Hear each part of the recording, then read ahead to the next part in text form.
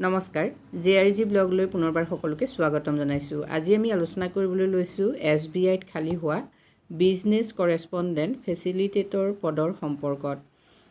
Business correspondent ফেচিলিটেটৰৰ 868টা পদ খালী হৈছে। এই পদসমূহৰ বাবে আপোনালোক কোনে কোনে আবেদন কৰিব পাৰিব আৰু যোগ্যতা কি লাগিব আৰু কেনেকৈ আবেদন কৰিব সেই সম্পৰ্কে আজি ভিডিঅ'টোত আমি আলোচনা কৰিম। যিহেতু আপোনালোকে যদি এই পদসমূহৰ বাবে আবেদন কৰিব খুজিছে তেতিয়াহ'লে 10 তাৰিখৰ পৰা ইতিমধ্যে অনলাইন হৈ আছে আৰু 31/3/2023 লৈকে আছে লাষ্ট ডেট। যদি আপোনালোকে এই পদসমূহৰ বাবে আবেদন কৰিব খুজিছে তেতিয়াহ'লে যিটো বেংকৰ ৱেবছাইট https://bank.sbi-careers বা https://www.sbi.co.in/careers এই দুটা ৱেবছাইটৰ যিকোনো এটাত গৈ আপোনালোকে এপ্লাই কৰিব পাৰে। আৰু এই পদসমূহ ক'ত কিমান খালী আছে চাওক।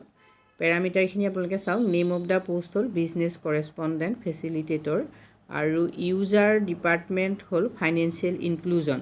ভেকেঞ্চি চাওক, চাৰ্কুল অনুসৰি ভেকেঞ্চি বেলেগ বেলেগ হয়। নৰ্থ ইষ্টত খালী আছে বিশেষকৈ 60টা পদ আৰু ইয়াতে আপোনালোকৰ SC ST OBC EWS জেনেৰেলৰ বাবে পদসমূহ দিয়া আছে। এই ন'টিচখন মই ডেছক্ৰিপশ্যন বক্সত দি দিম, তাত গৈ আপোনালোকে সম্পূৰ্ণ তথ্যখিনি চাই ল'ব পাৰিব। এতিয়া এই পদসমূহৰ বাবে যদি আপুনি আবেদন কৰিব খুজিছে তেতিয়াহ'লে আপুনি কিন্তু ফ্ৰেছ কেণ্ডিডেট হ'লে নহ'ব। যিহেতু ইয়াত ইলিজিবিলিটি চাওক, ইলিজিবিলিটি আছে the retired officers of SBI।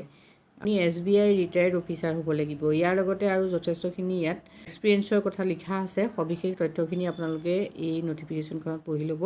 যদি এই পদসমূহৰ বাবে আপুনি এপ্লাই কৰিব খুজিছে, এজ যিহেতু আপোনাৰ 60 এবভ হ'ব, যিহেতু আপুনি ৰিটায়াৰ্ড পাৰ্চন হ'ব লাগিব।